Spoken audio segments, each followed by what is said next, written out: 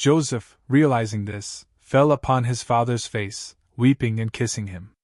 And he instructed his servant physicians to embalm his father with aromatics. And while they were fulfilling his orders, 40 days passed. For this was the method of embalming dead bodies. And Egypt wept for him for 70 days. And when the time for mourning was fulfilled, Joseph spoke to the family of Pharaoh.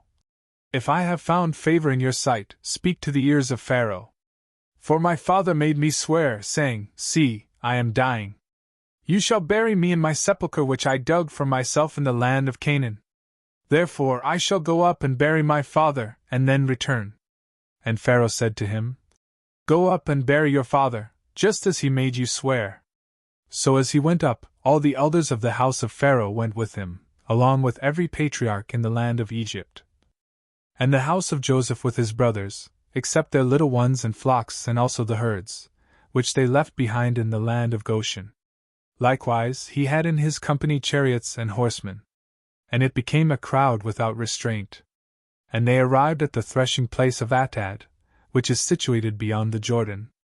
There they spent 7 full days celebrating the funeral rites with a great and vehement lamentation. And when the inhabitants of the land of Canaan had seen this, they said, This is a great lamentation for the Egyptians. And for this reason the name of that place was called the Lamentation of Egypt. And so the sons of Jacob did just as he had instructed them. And carrying him into the land of Canaan, they buried him in the double cave, which Abraham had bought along with its field, from Ephron the Hittite, as a possession for burial, opposite Mamre. And Joseph returned into Egypt with his brothers and all those of his company, having buried his father. Now that he was dead, his brothers were afraid, and they said to one another, Perhaps now he may remember the injury that he suffered and requite us for all the evil that we did to him. So they sent a message to him, saying, Your father instructed us before he died, that we should say these words to you from him. I beg you to forget the wickedness of your brothers, and the sin and malice that they practiced against you. Likewise, we petition you to release the servants of the God of your father from this iniquity. Hearing this, Joseph wept. And his brothers went to him. And reverencing prostrate on the ground, they said, We are your servants. And he answered them, Do not be afraid. Are we able to resist the will of God? You devised evil against me. But God turned it into good, so that he might exalt me, just as you presently discern, and so that he might bring about the salvation of many peoples.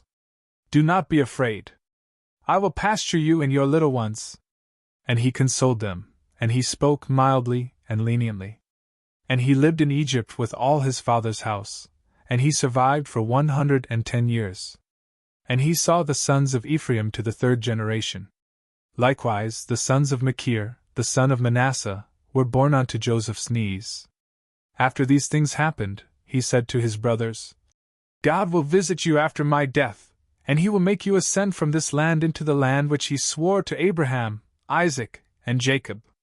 And when he had made them swear and had said, God will visit you, carry my bones with you from this place, he died, having completed 110 years of his life.